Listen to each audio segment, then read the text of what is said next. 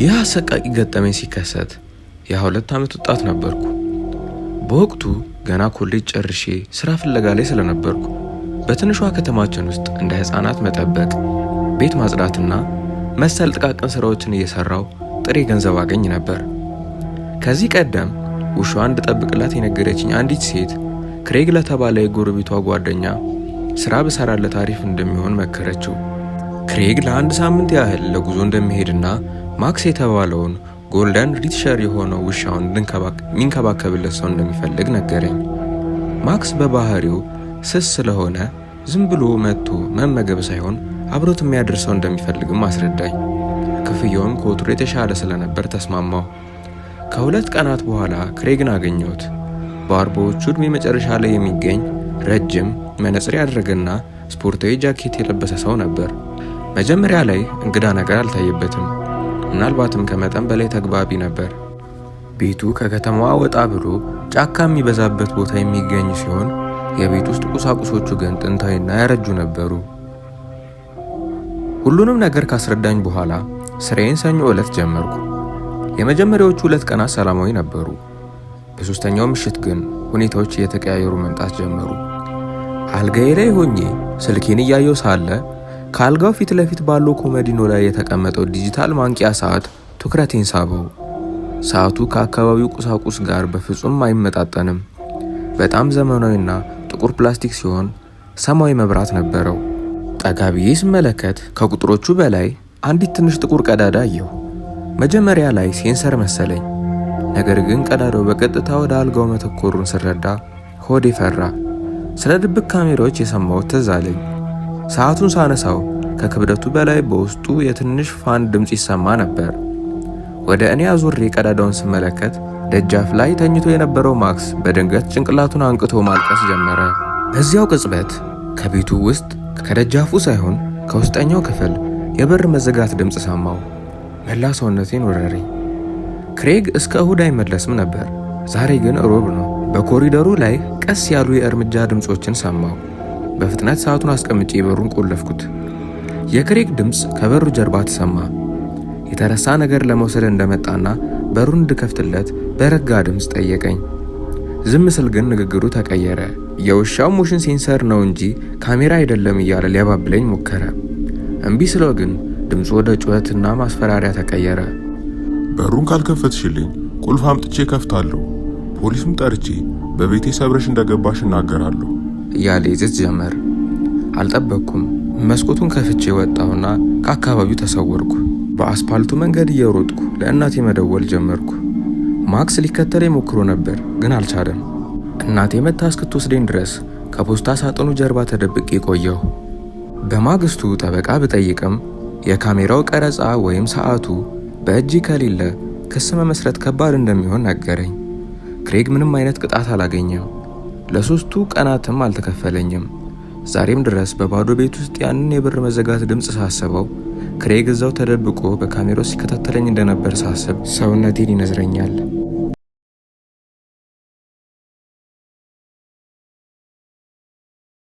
በሴፕቴምበር መገባደጃ አካባቢ የኤርቢኤንቢ አንድ ቤት ተከራየው። እኔና ፍቅረኛዬ ኤማ ቤቱን የተከራየነው በትንሿ ከተማ ውስጥ የምትኖረውን የፍቅረኛዬን ጓደኛ ለመጎብኘት ነበር። ቤቱ ለፍቅረኛዬ እህት ቤት ቅርብ ስለነበር ብሎም የኪራይ ክፍያው ውድ የሚባል አልነበረም። ቤቱን በአጭሩ ለመግለጽ ያክል ብዙ ዘመናትን ያስቆጠረ መሆኑ በበረንዳው ላይ ባሉት በበሰበሱ እንጨቶች መረዳት ይቻላል። ቤቱ የእንጨት መሆኑና ከውስጡ የሚወጣው ወርቃማ ብርሃን በተረቶች ላይ የምናውቃቸውን ቤቶች አስመስሎታል። ቤቱን ቡክ በምናደርግበት ጊዜ ከተሰጡን መመሪያዎች ውስጥ የመጨረሻው ቀልቤን ስቦት ነበር። በመመሪያው መጨረሻ ላይ የቤቱ የግራውንድ ክፍል ከአገልግሎት ውጪ እንደሆነና መግባት እንደማይቻል በማስጠንቀቂያ ተጽፎ ይታያል። አብዛኛውን ጊዜ የቤቱ ባለቤቶች ፐርሰናል የሆኑ ዕቃዎቻቸውን ለማስቀመጥ የታችኛውን ክፍል ከአገልግሎት ውጪ አድርገው ቤቱን ስለሚያከራዩት ማስጠንቀቂያውን በምመለከትበት ጊዜ ብዙም አስፈላጊ ሆኖ አልታየኝም ነበር። ነገር ግን እኔና ፍቅረኛዬ በመጀመሪያው ምሽት ፀሐይ ከመጥለቋ በፊት ወደ ቤቱ ለመግባት በምንሄድበት ወቅት በፎቶ ላይ ያየነው ቤት አልነበረም ያጋጠመን። ቤቱ በጫካዎች መሃል ለብቻው ቆሞ የሚገኝ ሲሆን በርቀት ከሚታየው አንድ ቤት ውጪ በዙሪያው ምንም አይነት መኖሪያ ቤቶች አልነበሩም። በጫካዎች ተከቦ በጨለማ የተዋጠ ቤት መሆኑ አካባቢውን ብሎም ቤቱን አስፈሪ ያደርገዋል። ቤቱን ሊያስጎበኘን የተዘጋጀው አለን የተባለው ግለሰብ በቤቱ በረንዳ ላይ ቆሞ ይጠባበቀን ነበር። አለን ረጅም ቢሆንም ትከሻው ላይ በጥቂቱ ጎበጥ ያለ እድሜው በ50ዎቹ መጨረሻ ላይ የሚገመት ሰው ነው። ቀጭን ሽበት ያለበትን ፀጉሩን በስርዓት ወደ ኋላ በጥሮታል። የለበሰው የተሰመረበት ፍላነል ሸሚዝ በሚገባ ተገትሮ ወደ ጂንስ ሱሪ ውስጥ ታጥቆታል። ፈገግ ይላል። ነገር ግን ያ ፈገግታው አይኑ ጋር የማይደርስ ልክ እንደ ሚስተር ቢስት ሰው ሰራሽና ልምምድ የበዛበት ይመስላል። እጅ ስንጨባበጥ አይኖቹ በላያችን ላይ ረዘም ላለ ጊዜ ያረፉ። ድምፁ ተግባቢ ቢመስልም ቤቱን ሊያስጎበኘን ሲጀምር ግን የትዕዛዝ ድምፀት ነበረው። በዋናው በር በኩል ወደ ኮሪደሩ አስገባን። አካባቢው በአቧራ ሽታ ታውዷል። ሳሎን ውስጥ ከአሮጌው ቴሌቪዥን ፊት ለፊት አንድ ሶፋ ይታያል። ኩሽናው ጽዱ ቢመስልም ፋሽን ያለፈበት ነው። ወደ ፎቅ ስንወጣ ጣሪያው ላይ የሚሽከረከር ማራገቢያ ያለው ሰፊ አልጋና መስታወት ያለው ቁም ሳጥን የያዘ መኝታ ቤት ተመለከትን። ወደ ታች ስንመለከት አለን በኩሽናው አቅራቢያ በሚገኝ አንድ በር ላይ ቆመና በሩ ላይ የተንጠለጠለውን ከባድ መቆለፊያ ነካ አደረገው። ከዚያም ድምፁን ከረር አድርጎ ይህ በር እንደተቆለፈ መቆየት አለበት፣ የእኔ ዕቃ ማስቀመጫ ስለሆነ በምንም አይነት ምክንያት ወደዚህ መውረድ የለባቸውም አለን። በዚህ ጊዜ ግን ፈገግ አላለም። ከዚያም ወደ መታጠቢያ ቤት ወስዶ ተጨማሪ ፎጣዎችን የት እንደሚገኙ ካሳየን በኋላ መልካም ቆይታ ተመኝቶልን ወጣ። እሱ ከሄደ በኋላ እኔና ኤማ ዕቃዎቻችንን አደራጅተን ሻይ ካፈላን በኋላ በረንዳው ላይ ተቀመጥን። የነፍሳትንና የቅጠሎችን ድምፅ የሰማን ጥቂት ቆየን። ወደ መኝታ ስንሄድ ግን አካባቢው በጣም ጭር ማለቱ ያስፈራ ነበር። ምንም የመኪናም ሆነ የሰው ድምፅ የለም። ፍጹም ዝምታ ነበር። ከእኩለ ሌሊት በኋላ ከታች በኩል ብጥስ የሚል ድምፅ የሰማው መሰለኝ። ቆም ብዬ አዳመጥኩ፣ ግን ድምፁ አልተደገመም። ቤቱ አሮጌ ስለሆነ ነው ብዬ ራሴን አሳመንኩ። በማግስቱ ቁርስ በከተማ በልተን ሱቆችን ካየን በኋላ ከኤማ እህት ጋር ምሳ በላን። እስከ ምሽት ድረስ ቆይተን ወደ ቤት ተመለስንና እራት ሰርተን ፊልም አየን። ከሌሊቱ 8 ሰዓት አካባቢ ወደ መጸዳጃ ቤት ለመሄድ ስነሳ ከመሬት በታች የሆነ ከባድ ነገር የሚጎተት የሚመስል ድምፅ ሰማሁ። ለ5 ሰከንድ ያህል ቆይቶ አቆመና እንደገና ቀጠለ። መጀመሪያ አለን የሆነ ነገር ለመውሰድ የመጣ መሰለኝ። እኛ እያለን እንደማይመጣ ነግሮን ነበር። ድምፁ እስኪቆም ድረስ አዳምጬ ወደ መኝታ ቤት ተመለስኩና ኤማን በቀስታ ቀሰቀስኳት። እሷም ድምፁን እንደሰማች ነገረችኝ። ለግማሽ ሰዓት ያክል በዝምታ ብናዳምጥም ድምፁ ተደግሞ አልተሰማም።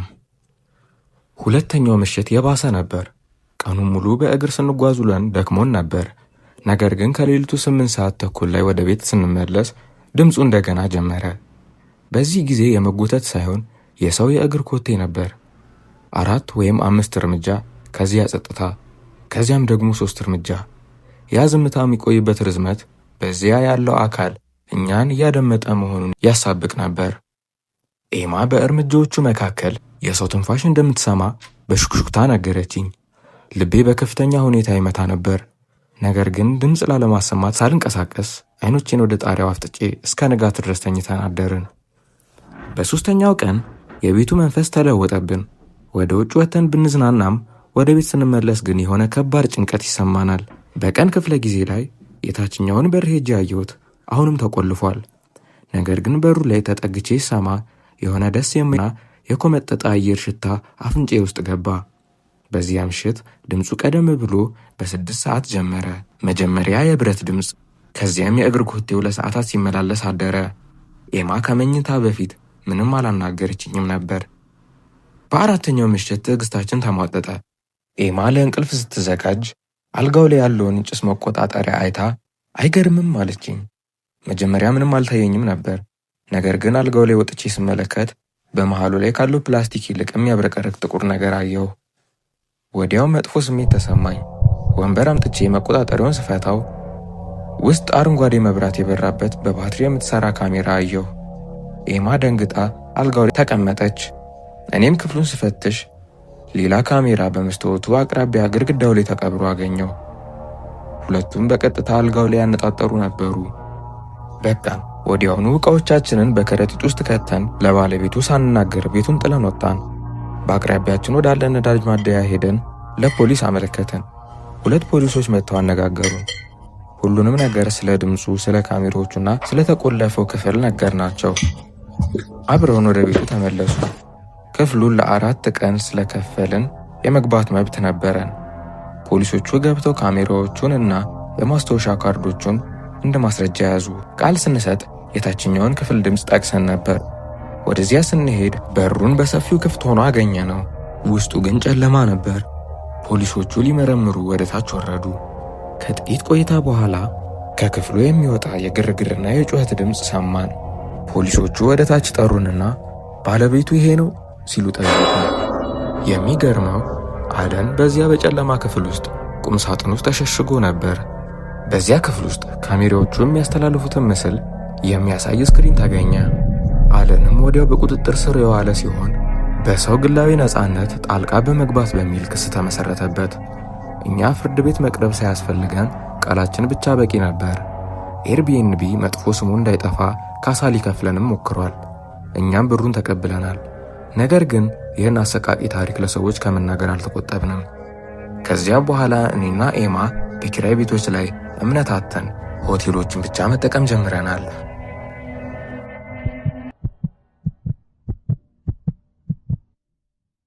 ስሜ ጆ ይባላል። አሁን የምነግራችሁ ታሪክ የተፈጠረው ከሳምንት በፊት ነበር። ባለ 2 መኝታ ክፍል ያለው አፓርትመንት ውስጥ ኤሪክ ከተባለ ጓደኛዬ ጋር አንድ ላይ እንኖራለን። ይህም ቤት ከመከራየቴ በፊት ኤሪክን አላውቀውም። ፌስቡክ ላይ በሚገኝ የቤት አከራይ ኤጀንሲ በኩል ነበር የተገናኘ ነው። ቤቱን ለማየት አንድ ላይ ስንሄድ ኖርማል ሰው ነበር የሚመስለው። ትህትና የሚታይበት ብዙም የማያወራ ሰው ነው። እኔም ይሄ ተመችቶኝ ነበር፣ ምክንያቱም የምፈልገው ጓደኛ አልነበረም። ይልቁንም ኃላፊነት የሚሰማውና የቤት ክራዩን እንድከፍል የሚያግዘኝ ሰው ነበር። መጀመሪያ አካባቢ ለጥቂት ወራት ነገሮች ሰላም ነበሩ። የሥራ ሰዓታችን የተለያየ በመሆኑ ብዙ አንገናኝም ነበር። እኔ መደበኛ የቢሮ ሥራ ከጠዋቱ 3 እስከ ምሽቱ 11 ሰዓት እሰራለሁ።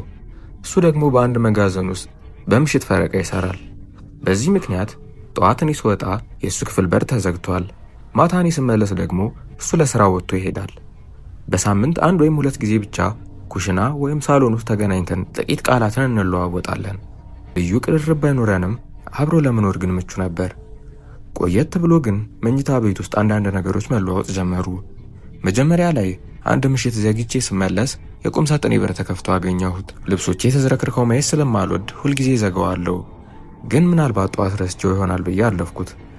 ከጥቂት ቀናት በኋላ ደግሞ የዴስክ ወንበሬ ወደ አልጋዬ ዞሮ አገኘሁት። እኔ በጭራሽ ወንበሩን በዚያ አቅጣጫ አላስቀምጠውም። አሁንም ልብ አላልኩትም ይሆናል ብዬ ራሴን ባሳምንም የሆነ ሰው ክፍሌ ውስጥ እየገባ እንዳለ የሚጠቁሙ መጥፎ ስሜቶች በውስጥ የተፈጠሩ። አንድ ቅዳሜ ጠዋት ክፍሌን እያጸዳሁ ነበር። መደርደሪያዎቹን ካበስኩ በኋላ ወደ መስኮቱ ተሻገርኩ። ያኔ ነው ያየሁት። ግድግዳውና ጣሪያው በሚገናኙበት ጥግ ላይ አንዲት ጥቁር ነጥብ አየሁ። መጀመሪያ የሚስማር ቀዳዳ መስሎኝ ነበር። ጠጋ ብዬ ስመለከት ግን ደነገጥኩ። በቀጥታ ወደ አልጋዬ ያነጣጠረች ትንሽ የገመድ አልባ ካሜራ ብቻ ነበረች።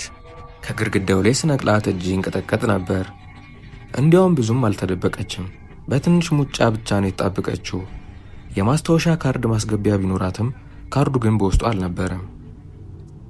ቆሜ ሳስበው ሰውነቴን ቆረቆረኝ። በዚህ ክፍል ውስጥ ስተኛ፣ ልብስ ስቀይር፣ አልፎ ተርፎም ከሴቶች ጋር ጊዜ ሳሳልፍ በካሜራው ስታይ እንደነበርኩ ሳስብ ደነገጥኩ። ይህን ሊያደርግ የሚችለው ብቸኛው ሰው ኤሪክ ነው። በዚያ ሰዓት እሱ ቤት ውስጥ አልነበረም። ክፍሉም ተዘግቶ ነበር። በሩ ላይ ቆሜ ልቤ በከፍተኛ ሁኔታ ይመታ ጀመር። አታድርገው ብዬ ራሴን በመክረውም ጉጉቴ ግን አሸነፈኝ። ቀስ ብዬ በሩን ከፈትኩት። ክፍሉ ውስጥ የቆየ ምግብና የቆሻሻ ልብስ ሽታ ይገማል። እኩለ ቀን ቢሆንም መስኮቱ ተዘግቶ ክፍሉ ጨልሟል። አልጋው አልተነጠፈም። በዴስኩ ላይ ወረቀቶችና ደብዳቤዎች ተዝረክርከዋል። ሌላ ካሜራ ወይም ላፕቶፕ ላይ የሆነ ምስል ፍለጋ ብበረብርም ምንም ግልጽ ነገር አላገኘሁም። ወደ ክፍሌ ተመልሼ እሱን ለመፈተን ወሰንኩ። ካሜራውን መኝታዬ አጠገብ ባለው መሳቢያ ውስጥ ካልሲዎቼ ስር ደበቅኩት። እቅዴ ቀላል ነበር። እሱን ፍለጋ ከመጣ እሱ መሆኑን አረጋግጣለሁ። ለ2 ቀናት ምንም አልተፈጠረም። ምናልባት በጣም ተጨንቄ ነው ብዬ ማሰብ ጀመርኩ። በ3ኛው ምሽት ከሌሊቱ 9 ሰዓት አካባቢ የሆነ ድምፅ ሰማሁ። የቤት ዕቃ ሲከፈት የሚሰማ ክር የሚል ቀጭን ድምፅ ነበር። ድምፁ ከጎኔ ካለው መሳቢያ እንደሚወጣ ስረዳ ተኝቼ እንዳለሁ ሆኜ አይኖቼን በጥቂቱ ከፈትኩ። በጨለማ ውስጥ ኤሪክን አየሁት። በዲስኩ ላይ ተደፍቶ ካሜራውን የደበቅኩበትን መሳቢያ ይበረብራል። ደረቴ ተጠበበ። የልቤ ትርታ ለእሱ የሚሰማው መሰለኝ። በዝምታም ሆኜ ያየሁት። በድንገት ቆመ። ጸጥ ብሎ ቆየና በቀስታ ራሱን ወደ አልጋዬ አዞረ። በቀጥታ አይን ላይን ተጋጠምን። እንደነቃህ አውቃለሁ ሲለኝ ሰውነቴ ላይ ቅዝቃዜ ሲፈስ ታወቀኝ። ምን አደረግከው ሲል ጠየቀኝ። ፍርሃቴ ወደ ቁጣ ተለወጠ። ወዲያው ተነስቼ ለምን ክፍሌ ውስጥ ካሜራ ቀበርክ ብዬ ጮኩበት። እሱ ግን የሆነ ነገር እየሰረከኝ መስሎኝ ነው የሚል የማይመስል ምክንያት ሰጠኝ። ካሜራውን ወደ አልጋዬ አዙረህ እንዲህ ያለ የታመመ ድርጊት እየፈጸምክ ስለ ስርቆት ታወራለህ ብዬ አፈጠጥኩበት። እየተጫጫህን እሱ ግን ነገሩን አጋነንከው እያለ ይከራከር ነበር። ለቤት አከራዩና ለፖሊስ እንደምነግርህ ስነግረው ድምፄ በንዴትና በፍርሃት ይንቀጠቀጥ ነበር። በመጨረሻም መሳቢያውን ከፍቼ ካሜራውን አወጣሁና ይኸው ማስረጃ፣ ዳግመኛ አታገኘውም ብዬው ወጣሁ። ኩሽና ውስጥ ወስጄ ካሜራውን ወደ ቆሻሻ መጣያ ወረወርኩት። ኤሪክ በረንዳው ላይ ቆሞ እጆቹን ጨብጦ በባዶ አይን ያየኝ ነበር። ከዚያ ምንም ሳይናገር ወደ ክፍሉ ገባ። ያን ሌሊት አልተኛውም። መመለሱ ስለማይቀር ሳሎን ውስጥ ቴሌቪዥን ከፍቼ ነቅቼ አደርኩ። ጠዋት ስነሳ የቆሻሻ መጣያውን አየሁት። ካሜራው ውስጡ የለም። ይህ ከሆነ ሳምንት አልፎታል። ለአከራዩ ብነግረውም እስካሁን ምንም የተወሰነ ነገር የለም። ኤሪክ አሁንም እዚህ ነው የሚኖረው። አንነጋገርም። ነገር ግን ስንተላለፍ የሚየኝ አመለካከት ያንዘፈዝፈኛል። የሆነ ነገር እንድናገር ወይም እንዳደርግ የሚጠብቅ ይመስላል። ለምን ካሜራው እንደቀበረው ትክክለኛውን ምክንያት አላቅም። የስርቆት ወሬው ግን ግልጽ ውሸት ነው። ምንም ለመቅረጽ እንዳልፈለገም ማወቅ አልፈልግም። አሁን ግን በየምሽቱ ስተኛ ሌላ ካሜራ ይኖር ይሆን የሚል ሐሳብ ከአይምሮዬ አልጠፋ አለ። ክፍሉን በሙሉ በረብርም ምንም አላገኘውም። ትላንት ሌሊት ኮሪደሩ ላይ ኮቴ ሰማሁ። ለደቂቃዎች ዝምታ ሰፈነ። በሩ ውጭ ባለው ሳንቃ ላይ ቆሞ ለጥቂት ደቂቃዎች ሲያደባ ከቆየ በኋላ ተመልሶ ሲሄድ ሰማሁት። አሁን ከዚህ ቤት ለመውጣት እያሰብኩ ነው። በግላዊ ነፃነት ጣልቃ በመግባት ክስ ለመመስረት ብፈልግም የካሜራውን ፎቶ አላነሳውም ወይም ክርክራችንን አልቀረጽኩትም። እሱ መሆኑን የሚያምንበት የጽሑፍ መልእክት እንኳን የለኝም። ምንም ማስረጃ የለኝም። ያም ሆኖ ግን ከዚህ አስፈሪ ሁኔታ በሰላም እንድወጣ መልካም ምኞታችሁን እሻለሁ።